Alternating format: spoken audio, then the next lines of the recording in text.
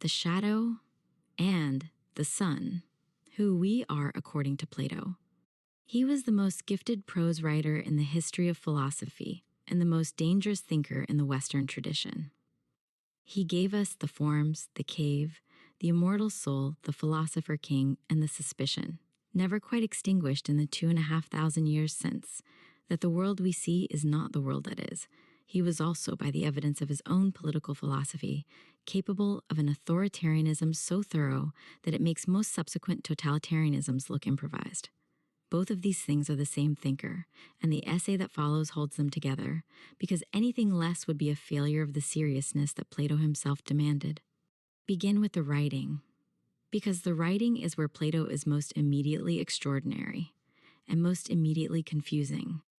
He is the greatest prose stylist in ancient Greek, possibly the greatest prose stylist in any philosophical tradition.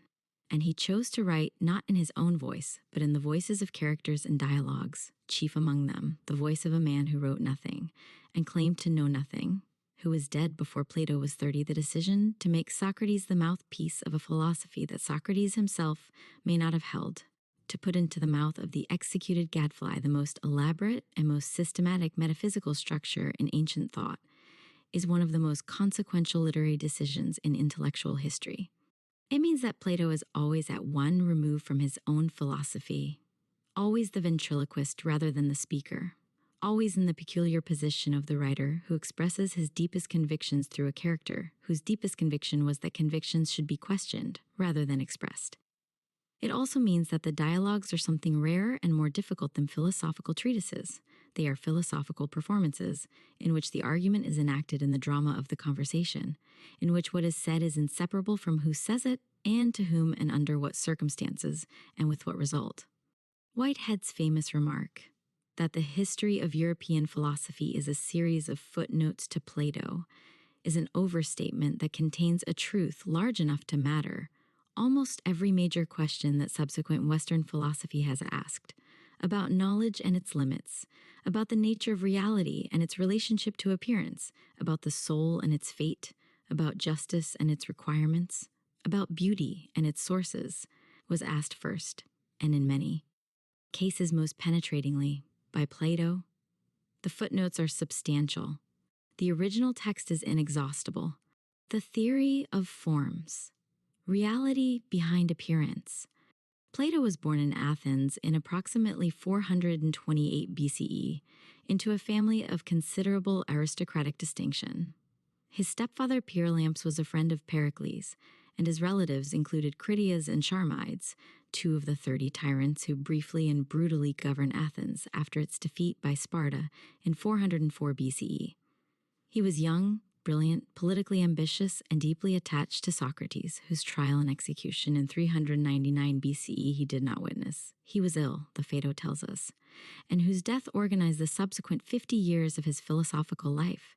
He founded the Academy in Athens around 387 BCE, the first institution of higher learning in the Western world, the ancestor of the university, and ran it until his death in 348 or 347 BCE.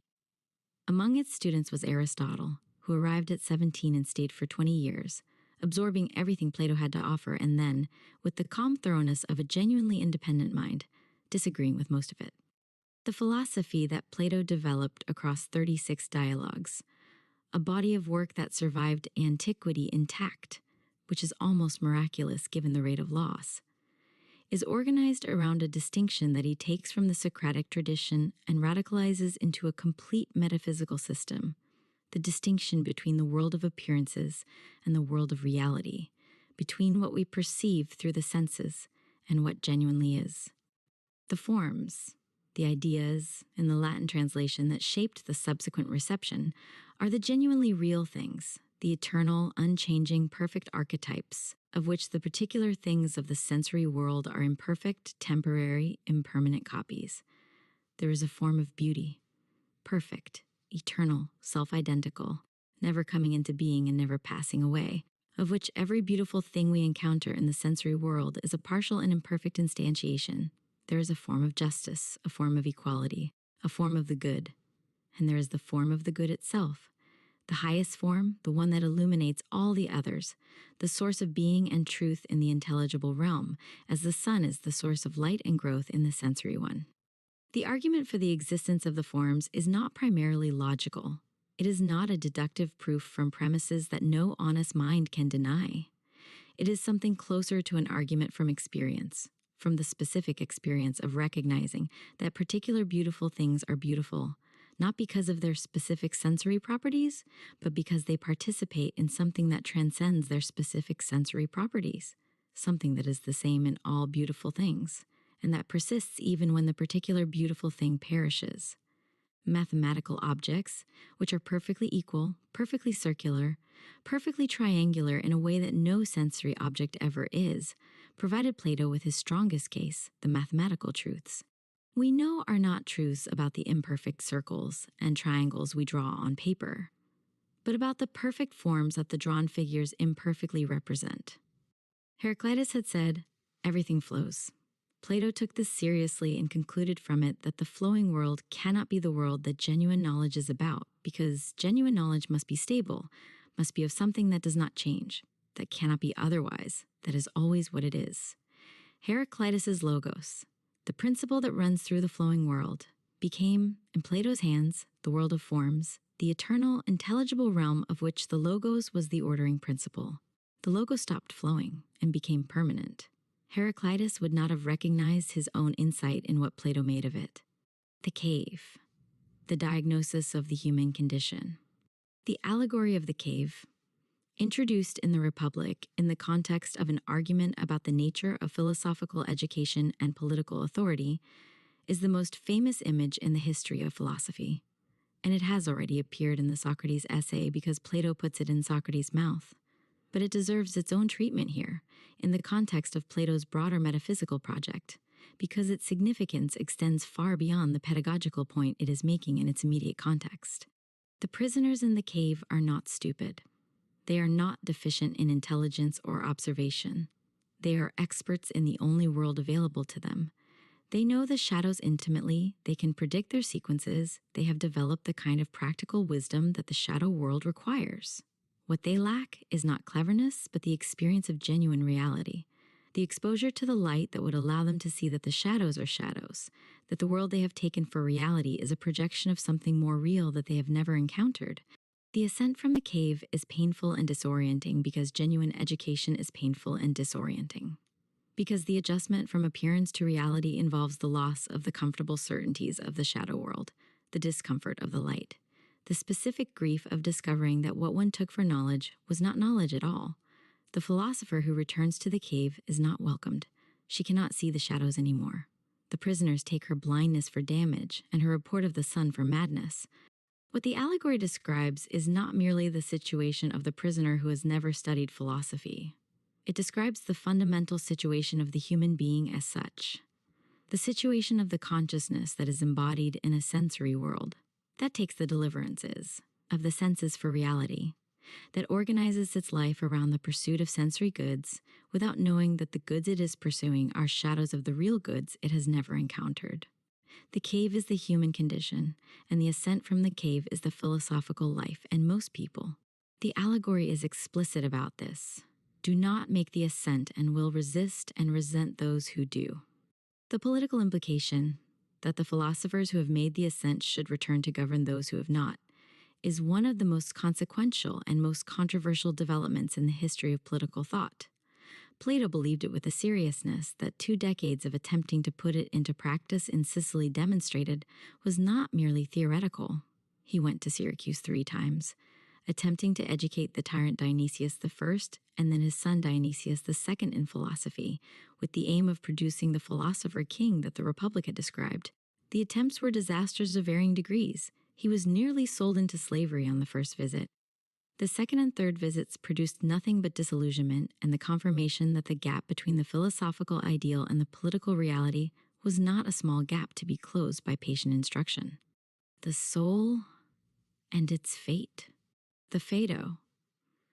The dialogue set in Socrates' prison cell on his final day is the most sustained and the most emotionally intense of Plato's arguments for the immortality of the soul.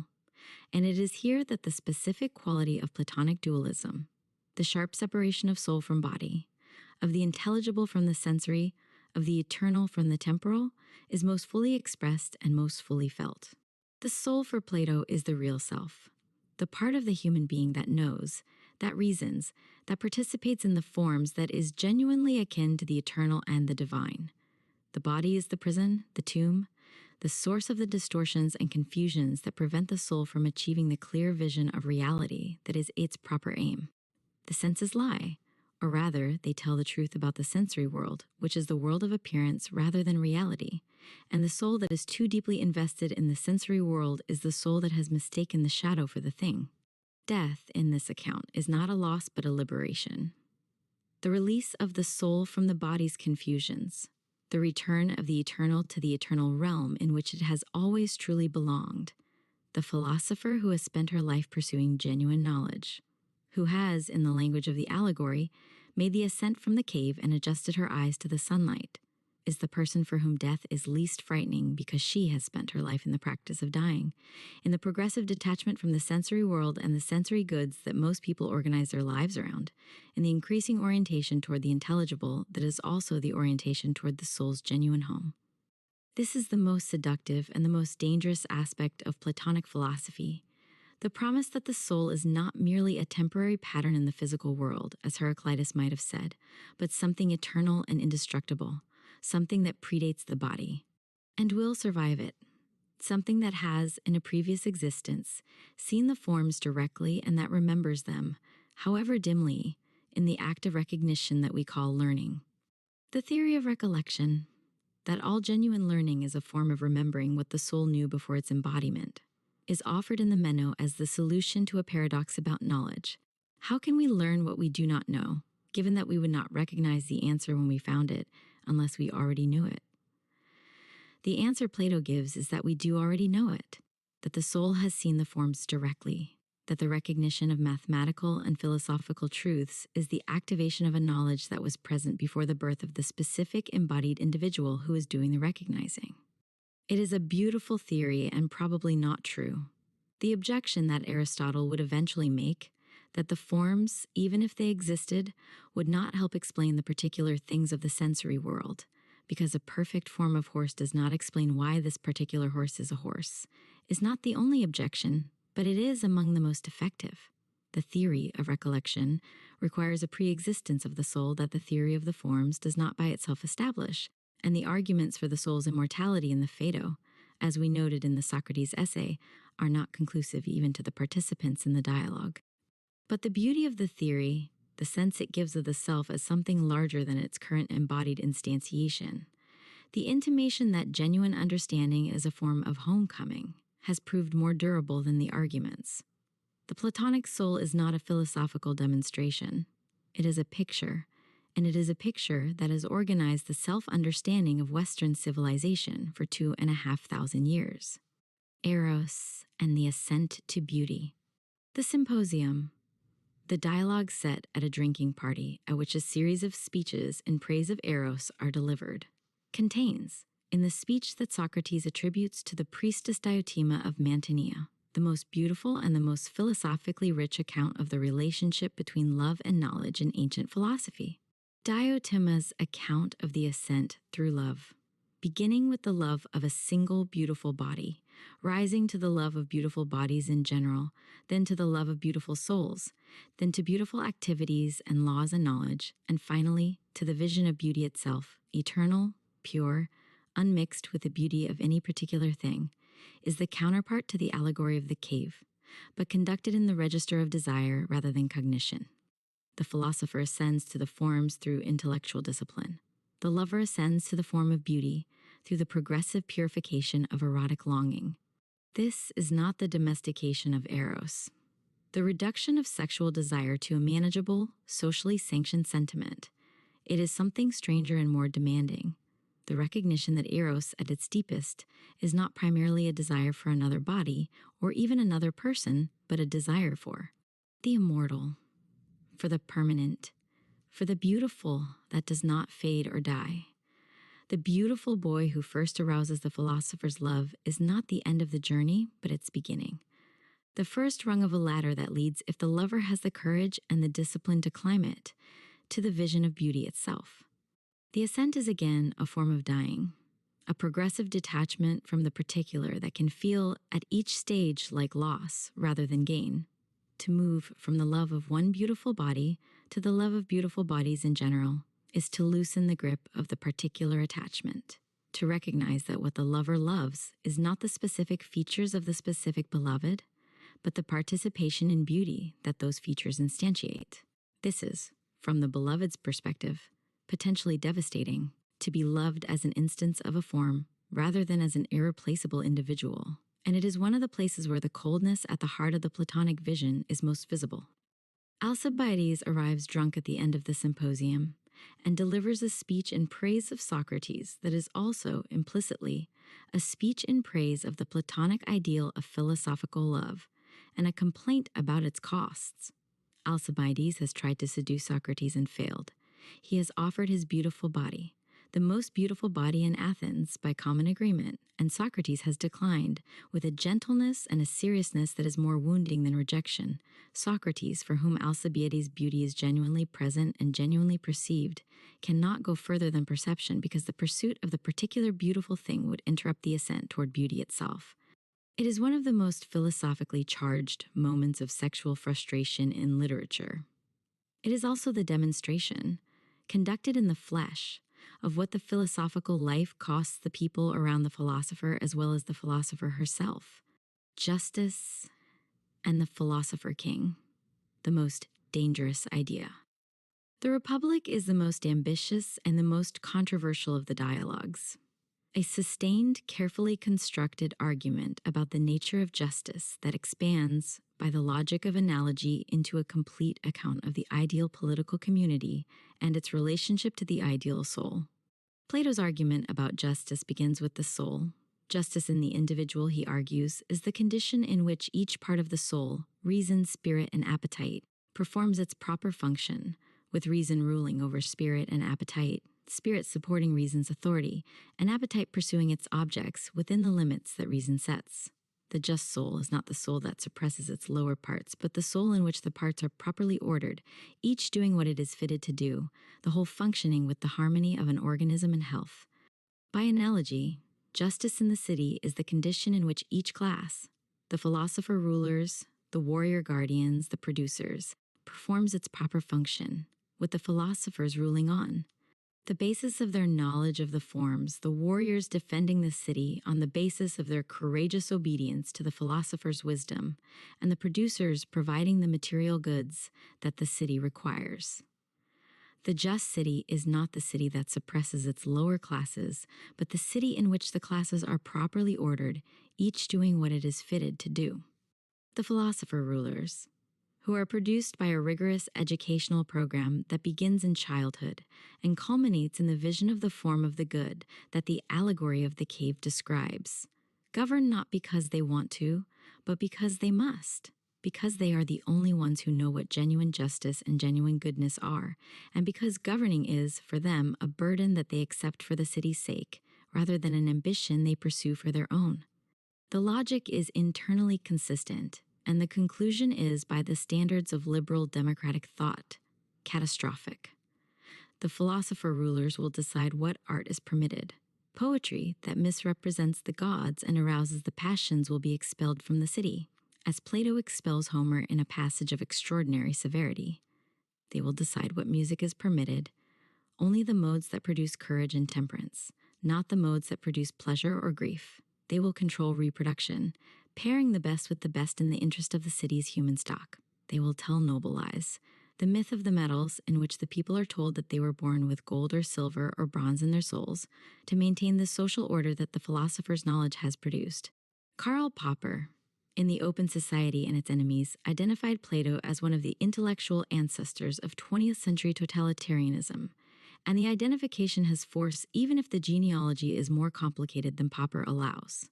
The philosopher-king who rules on the basis of knowledge rather than consent, who suppresses the art and music that might disturb the social order, who regards the opinions of the many as the shadows of shadows. This figure has proved remarkably productive as a model for those who believe that they know what is good for others, and that this knowledge gives them the right to enforce it. Plato would have been horrified by the Nazis and the Stalinists. He would also, if he were honest, have recognized in their contempt for ordinary people's opinions and their confidence in the superior knowledge of the ruling class a distant and distorted echo of something he had said. The distance and the distortion matter. But so does the echo. What Plato got wrong, and why it matters. The difficulty with Plato is not that he was wrong about everything.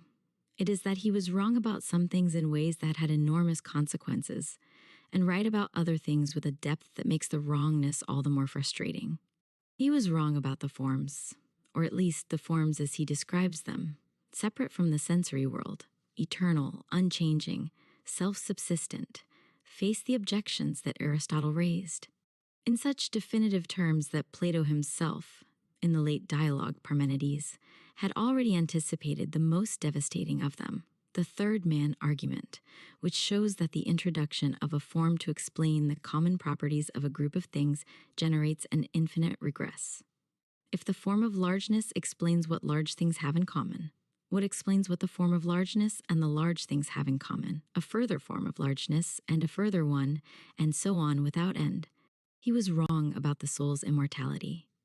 Or at least the arguments he offers for it are not sufficient to establish the conclusion, as the characters in the Phaedo themselves acknowledge.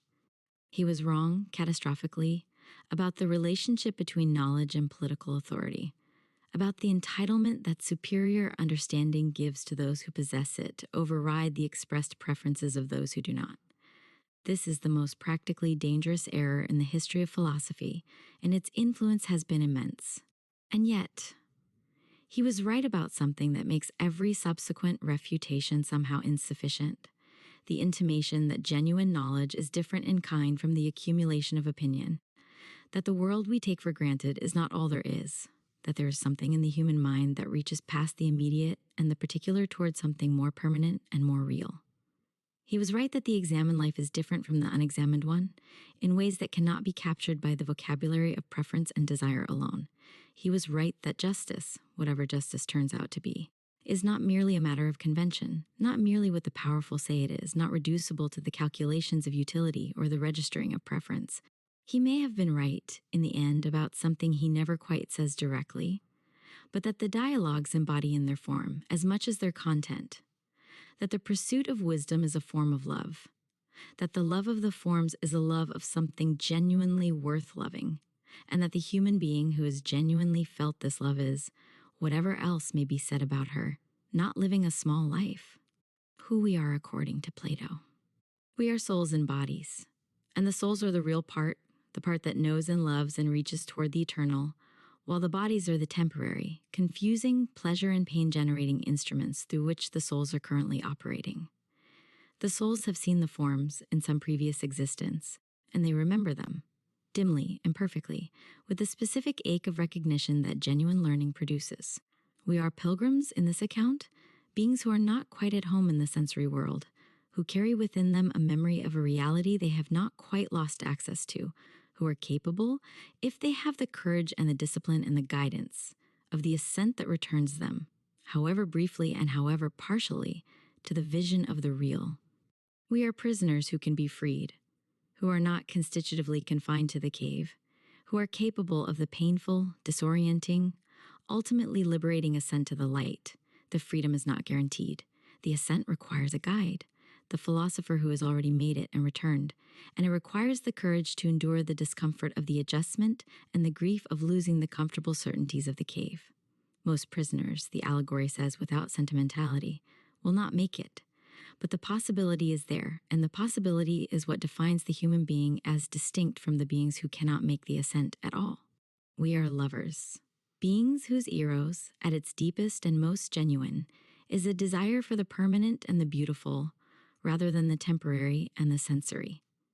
The lover who follows eros honestly, who does not mistake the first rung of the ladder for the destination, who has the discipline to use the love of the particular beautiful thing as the beginning of the ascent toward beauty itself. This lover is doing what the human being is most fully capable of, engaging with the highest object available to a consciousness that is temporarily embodied in the sensory world. We are, finally, the beings for whom the question of justice, of what is genuinely owed to each, of what the well-ordered soul and the well-ordered community look like, is not merely a practical question about the management of competing interests, but a question about reality, about what the soul genuinely is and what it genuinely requires, about what the community genuinely is and what it genuinely needs. The forms are the answer Plato gives to this question, an answer that most subsequent philosophy has found unsatisfactory, and that no subsequent philosophy has been able entirely to ignore. The sun is there, beyond the cave. We are in the cave. The question is whether we can bear the light